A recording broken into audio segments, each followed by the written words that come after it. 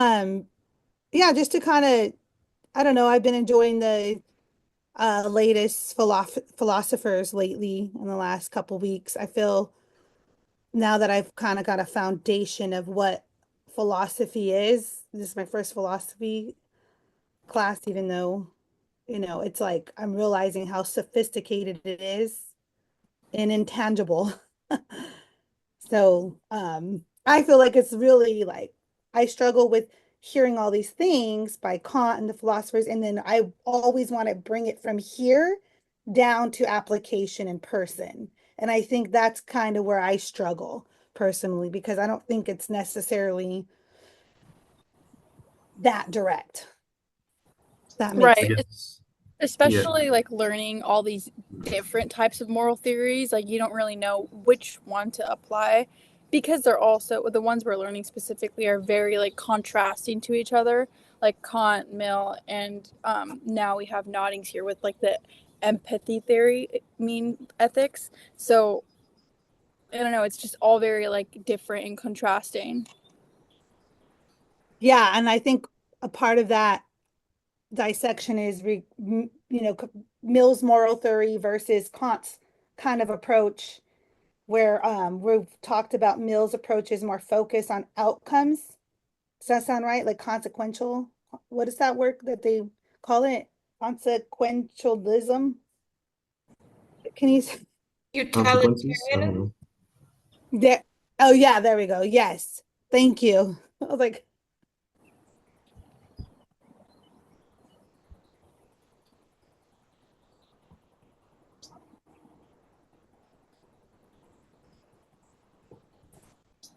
but Jay, you were saying utilitarian. Is that what you were looking for though? Because that's the only like ism word I remember from our discussions. Yeah. Right, right. No, you're right. I was just thinking that Mill's approach is more focused on the consequences of the moral actions. Hmm. That sound right? And then Kant was more focused on what is the moral duty, like the duties, um, perfect duties, imperfect duties, the benefits, um, like in regards to that matter, Hmm. right? And then Mill was, yeah, what you said, utilitarian approach, ethic, Yeah. the need of moral theory, the problem, the moral sensibilities, are inconsistent. That's the problem with moral theories. Um, and that one was more what really stuck out to me on that one was prudence. You guys remember that one? Hmm. Yeah, I think Mill's approach is just allows for a lot more flexibility, especially when it comes to like moral decision making, because Mill prioritizes like the outcomes, like you were saying. Um, so it's just definitely more applicable to like your real life situations and real life decision making. I think that's exactly what you guys started off with talking about was application. And I think the theme for the past 2 weeks was maybe flexibility or circumstantial. So um, I think these philosophers kind of use the main ideas of the past ones. It's kind of how she structures the classes, and they make it more applicable to your life because, like Mill didn't really live on exact rules, universal laws. Like he didn't really believe in stuff like that. It was more Yeah. of a circumstantial, like how does an outcome affect someone over a different person? So instead of trying to have something that works for everybody in the same like sense of clarity, it's what works for an individual person. Yeah. Wait, Right, consequent. Sorry, go ahead. I Yeah. thought Mill's utilitarianism focuses on maximizing like happiness for the greatest amount of people. Yeah. Right, Well, but he valued like individualism too. Oh yeah. Yeah. Happiness within yourself and for the majority. But if it's the major, it has to be like, even if it's conflicting to yourself, I think I gathered that if it's for the majority, then that's like what you should do, even if it's not like best for yourself. Right. Right. Yeah. The prudence is maximizing for oneself, and then the equality is, for everyone, all over the board. So that's where the impartiality comes into play when it Yeah. comes to Mill. Yeah, but when comparing Mill and Kant, I do think that Mill is definitely like a more reasonable and applicable like way of like decision making, because Kant is very like strict rules. The Kant's more centered on self than everybody. I guess so. I guess in a way. Oh, go Every ahead. action is like you have to think if it can become like a universal, like if you want everyone else to do this. So in a way, yeah, like it's mostly like individualized, but it also is like thinking about if your action is going to be consequential if everyone does the same thing. Right. Okay. Yeah, that question is, or most of the questions that she gave us were pretty like precise, I guess, not super broad. Like there aren't too many answers to these questions. Yeah. Yeah, they're pretty like straightforward. Yeah. Um, so for the second one, Oh, wow. if you guys are done talking about the first question. Oh, we got only what the question was, what is the value of this approach? What is the value of Mill's approach? Mm-hmm. Yeah, and I think that we were just saying that it's more applicable like to your life. It like it allows for flexibility and like more Partiality. like decisions for like your moral decisions. Right. And the outcome matters. Yeah. The outcome does matter. Right. Okay. Mm-hmm.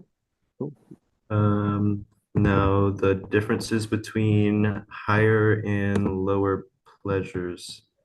I got that as like I remember higher this. pleasures are more internal, kind of like how you maybe like with your beliefs and how you think. So like interpretation of art or music or literature is kind of like a higher pleasure because the satisfaction you get from that kind of stuff is personal to you. Yeah. No, I completely agree. I think the higher pleasures are derived from like your intellectual and like the mental faculties, like what you're using in here and not like what you're experiencing out here. So I completely agree. Like the higher pleasures are imagination, creativity, and learning. Whereas like the lower pleasures, I think would be purely physical, I think is what she said. Like eating, sleeping, things like that. And then I thought the importance of distinguishing um, was to allow for like a kind of nuance in the understanding of happiness and to value intellectual satisfaction over anything physical because in the end that makes you the happiest. Yeah. Yeah. Like the distinction is that even if like the lower pleasures are more intense and you're getting like greater amounts of the lower pleasures, it's still better to get like a small amount of the higher pleasures. And the distinction I think is very important because it's important to know that even if you're just getting like little amounts of like intellectual thinking or imagination, it's better to focus on that type of pleasure than focus on like the physical. Right. And that's why he split it into two categories. Yeah, because I think, I mean, I'm not really sure, but from what I like know, common knowledge is utilitarianism is like about prioritizing pleasure, like no matter the nature of it. So I think he does a really good job on distinguishing that. Like, no, actually, like the higher pleasures give you greater value than the lower pleasures. Right. Yeah, yeah, I that's feel like exactly what I was thinking. I remember from the class. Go ahead, Jay. No, I was gonna say, like, I remember in class we talked about how, like, the way we introduced that, like, caveat kind of distinction was when he was doing a counterpoint where he was, like, saying that some people were thinking that his theory was, like, focusing on bodily pleasures purely, so, like, those lower pleasures. I feel like he made that distinction to differentiate himself from, oh my God, I forget what the name is, but it's like focused on pleasure, but Yeah, I like have that in my notes. You were talking about, About individualism. no, it's like I think it starts with an H. But it was like a word, and she said, oh, I have the wrong word because this word is aggregate happiness of all persons. Let me keep looking. no, Criterion. she said there was like he was getting compared to like a group of people who like also focus on pleasure. I want to say hedonism, but like I feel like that Oh, I might know be what you're wrong. talking about. I But know what you're talking she was like, he brought up the fact that it's like, yes, that's a pleasure, but like these are these more important pleasures. I feel like that's why that distinction was important. So he can like set himself aside from what people were assuming his theory was.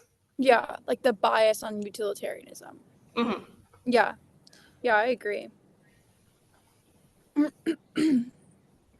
Right. That is Mills. That's Mill, right?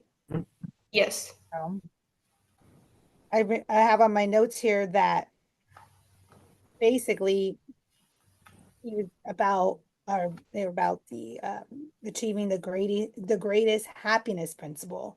Mhm. And that happiness, as we're talking about, is pleasure in the absence of pain, Mm-hmm. minimal pain. And um like to think about that and thinking about how we're talking about happiness isn't just always physical, but it can be, you know, enjoying the breath, fresh breath of fresh air and the beach, things like that. Um, it's perspective, it's perspective on life itself. Like most things that come into physical form of happiness are right here, right now. I got my Starbucks. Great. I'm happy.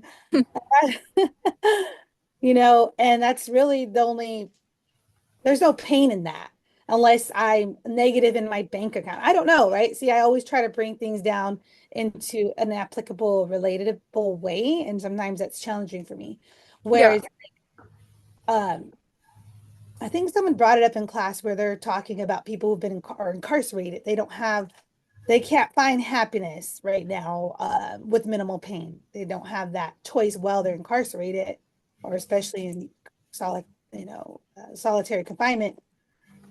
There's nothing but pain, right? But then their happiness could be the higher happiness, maybe freedom of their mind to think. So pretty much you can take this philosophy, Mill's philosophy, as a template and apply it in any circumstance. Just Yeah, that's a very interesting perspective that you're like sharing with us because like from what I just like gathered, I don't know if this is exactly what you're saying, but you're saying like, oh, like I have my Starbucks, but that would be considered like a lower pleasure. In yeah, this, yeah, like it's a lower pleasure because it's physical. But someone like that can be in prison can like basically have like a higher value life because he's experiencing like the mental pleasure, which is considered like the higher pleasure. So that is a very interesting perspective. Like they could have like a better, more like leading a better life, but obviously like not. It's just interesting to view it that way. yeah. And um that's what I enjoy a lot is because it's good to learn to see things through different lenses. Mm-hmm. And I hear that in the classroom from a lot of students. And then how the theories from each person, like Mills and then Kant, right? Kant, I feel is a little bit more challenging for me to really like, you know, and I think a big thing with Kant was like in the ends to oneself, the ends to oneself, the ends to oneself.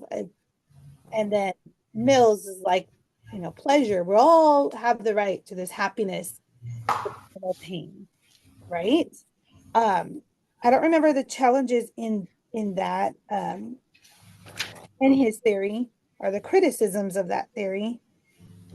I do know he spoke about something, and I would like to elaborate on this. If anybody has any input on utility, I remember we spoke about that in class, and then also another lecture. But I feel like it wasn't as hounded maybe enough for me. So I would like to learn a little bit more about your thoughts on utility, what his meaning was when that comes to utility. You know, he was saying something like is greatest happiness principle, you know, I is think the it's just long-term goal, is the long-term goal. Oh, right. If the action contributes to the goal, then it's the right choice. yeah, I think you're right, and I think that you're saying exactly what like utility means in different words. I have here that it means actions that create the most happiness, create the most utility. So like the most it means like the most useful towards your greatest happiness. So like whatever action you are taking that is going to be like most useful toward like your happiness, that has the most utility. That action will have more utility than others. And it makes me think about that scenario we just spoke about, like happiness as a long-term goal, not just in the moment. Yeah. Is from Yeah. what he gave examples. Do you guys recall? Like the ice cream, like if I eat 6 ice creams right Oh, now, like I'm that short-term goal of enjoying those ice creams is it's in the moment of happiness, but it's not without minimal pain because it could result in the long run with a lot of different factors. For me, it'd be like weight gain and who yeah. knows. Everybody's different, and that would affect the long-term goal of health. That was another thing I really admired about Mill's theory and talking about that in classroom.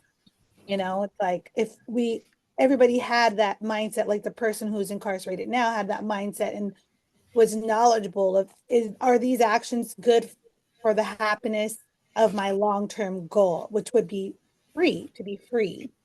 You know, Yeah. probably And not. yeah, that kind of goes into like the greatest happiness principle that she was talking about. Yes. Like every action you take like impacts all, like, so you have to consider every action because it could potentially impact others, yourself, and like the rest of your life. So there's a lot of like preliminary measurement before taking like an action. Right. And I believe she said utility is like the creed, the greatest. Anyways, I think the utilities are important and could be highlighted more often than not because that is the action, right? And something that actually I feel uh enlightened about right now because I'm like, okay, as I mentioned, I was like, I would like to be elaborating on that more a little bit and to begin to get more clarity, and remind me if that action of utility, and I kind of have the answer, but is it just the action for our individual, ourself, long-term happiness with minimal pain, or for all individuals? Um, I think it's both. Okay, because sometimes I mix the two. It's both, right, Jay? Okay. So it is, oh, but that's a big weight to carry, like every action. Is this going to contribute to everybody's yeah, happiness? I think that Kant's like Oh, theory girl. even like bigger weight. If you're like going through day-to-day life with Kant's moral theory and trying to become like live a moral life and under like Kant's perspective, I think that would be a lot just to take in. Like you have to really think about every action you're taking, every like you have to go through that two-step, the calculations. I'm not sure what they're called. Someone could remind me, but Empirical and categorical imperative, yeah, and I think and something like that. Yeah. The hypothetical and categorical. Thank you. yeah. So I definitely think that Yeah. Mill's approach is more applicable, like we were saying. One last thing before we move on to the next question, if that's okay, is I thought when she said that, or when I guess Mill says that we're inherently conservative, that's pretty interesting. If we're kind of like left to our own, if we're left to our own devices, we're eventually going to do what we know is good for us instead of kind of branching off to ideas that might better everybody. So we know, like in my eyes, the word conservative means to do something that you know works for Yeah, you that at was least. interesting. I agree with that. I remember thinking like, am I inheritably conservative? But I think so. I think everybody is a little bit like if you were yeah, left alone, you would do exactly what you know works for you, you know. Yeah, that's true. Um, okay, and uh, then Did, where was that with Logan, Mills, right? Is that do me? you want to expand on any ideas? On those, no, I think you guys covered them all. I'm waiting for Noddings. She's one of my Okay. I like her. She's one of my favorites. So yeah. Yeah, let's jump right into talking about noddings then. No Noddings.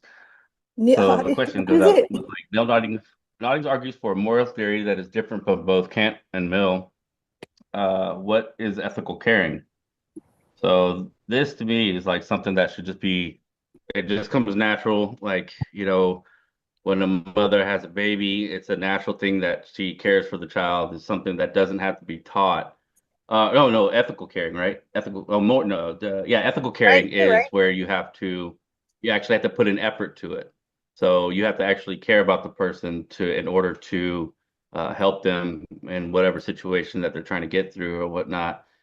And like I said, she's one of my favorites because I never thought about it like that until I read about Neil Noddings, was about the whole natural and ethical ways about it. Um, a lot of the like, there's a bunch of ethical professions out there that my mom took care of the elderly, even though she was 60 something up into her 70s taking care of people, and when she really could have used, that care for herself. So now I take care of her, and I think it's the right thing to do, but there's the effort that I have to put into it in order to, you know, get her bills paid, make sure she has enough money to get around and not be stuck in the house. And so to me, that means I think that is the ethical thing I need to do in order to help her out. Um, I mean, you see what she had to put up with, right? So, there was a lot of ethical caring on her part too. So I think it's just my turn to do that. But that was one of the things about Noddings, was that the difference in that, if this were to be like a really well-known thing, I think there's a lot of people out there that would look at life differently, period. Because looking back at the things that people have done for me, even though they didn't have to, it really changes your perspective on things. So that's to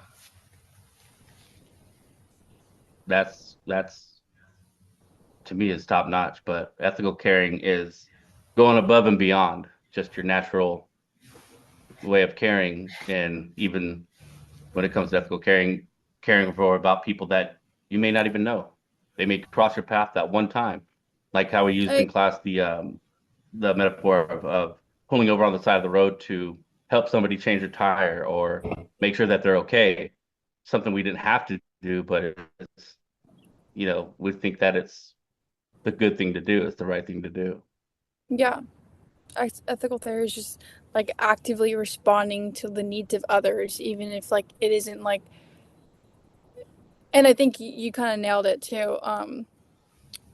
You have to experience or know what like natural, like instinctual caring is before you can ethically care, because that's where like ethical caring comes into play. Like, you know that that's what you should do because you've been in a situation where you helped someone or you got helped, and like, hey, like I should actually like include my like plug myself in here and help out.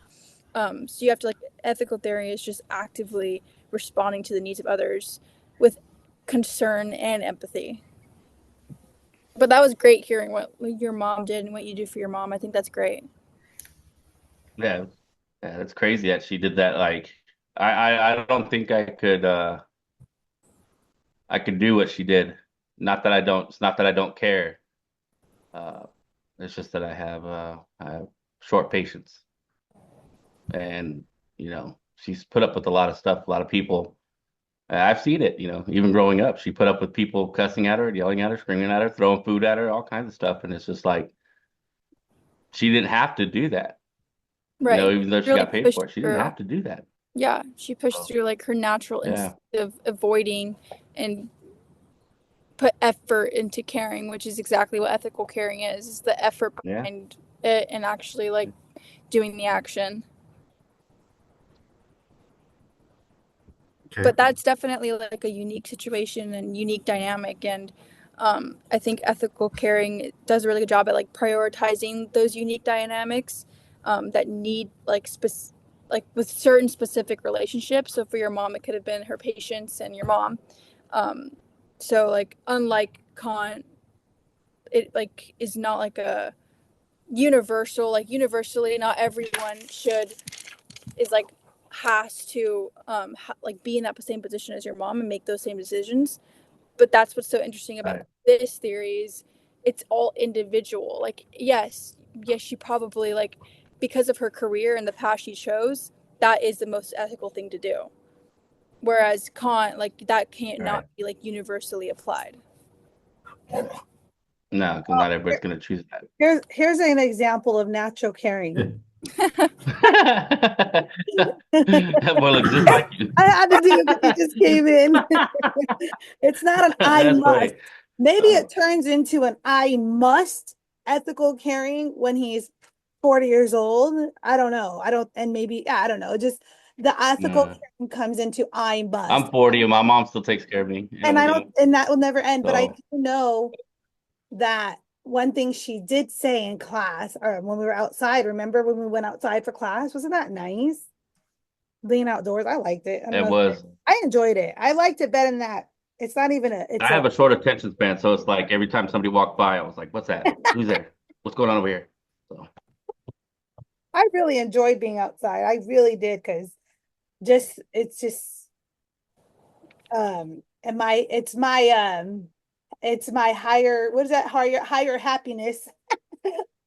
Oh my gosh. But yeah, the I must is the ethical part. So you were saying that like your mom was using the I must kind of like carrying. mhm.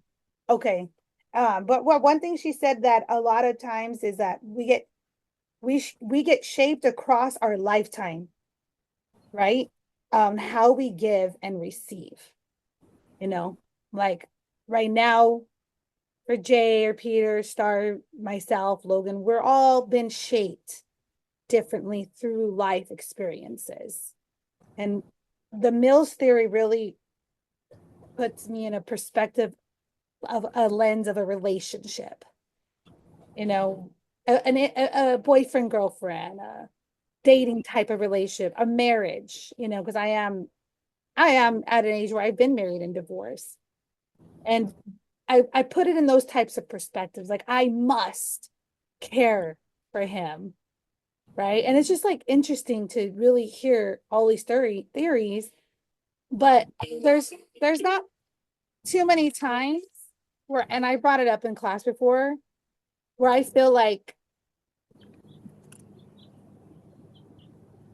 the individual's self-care has been really of importance. It seems like it's always like, no, it's not necessarily about just your happiness or just you choosing to escape your ethical caring, because that all impacts a ripple effect down the line to society as a whole. And Logan, you just mentioned that if more people knew about this, you know, maybe the world would be a better place. Oh, overall, right?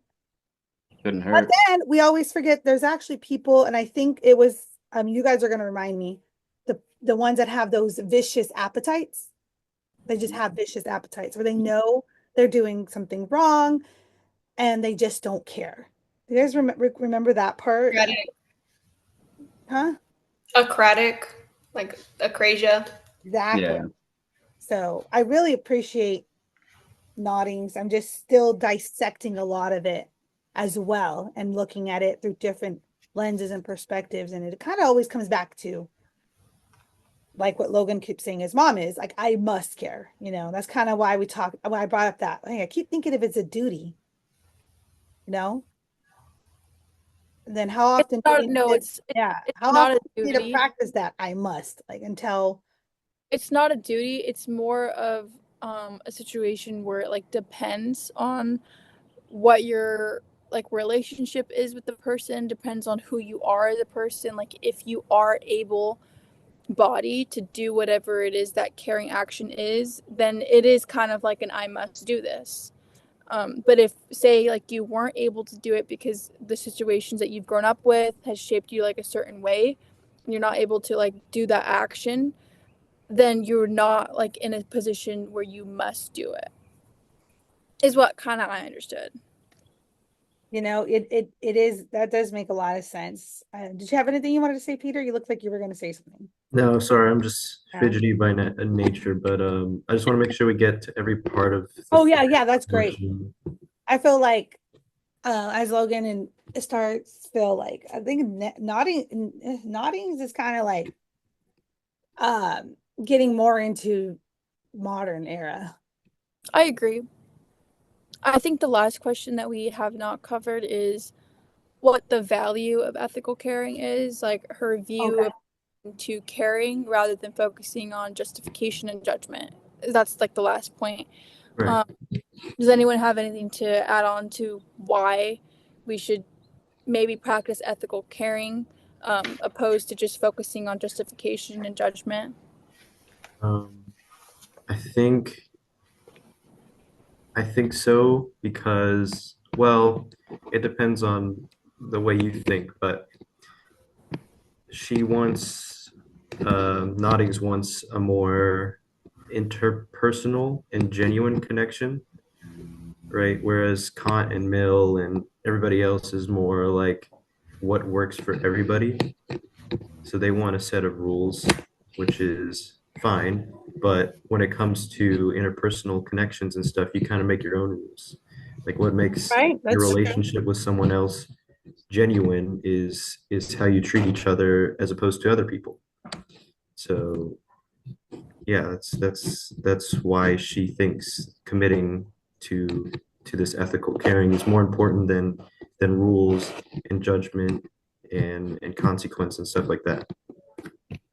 Yeah, I agree. I feel like with her theory, when you do something that would be considered ethical, you're doing it out of like a genuine like value for caring for other people and like taking care of other people versus other theories where it's more of like an obligation because it's the moral thing to do.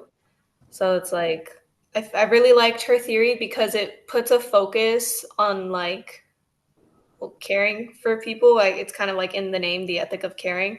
But it was really refreshing to read that versus like Kant, who's saying like you need to do the good thing to do. Whoa, you need to do this thing because it's the right thing to do. And she's like, no, you can do this good thing if you care about caring for other people. And it's like the way I don't know about everyone else, but the way I was raised, like Mexican culture is very like communal. You're supposed to help everyone, you're supposed to care for everyone. And so it's like I really identified with this theory, like her way of thinking, because like that's how I was raised. It Yeah. wasn't like do the right thing because like you're supposed to. It was do the right thing because you're going to help others, and like it's the right thing to do to help others, not just like focusing on what you should do.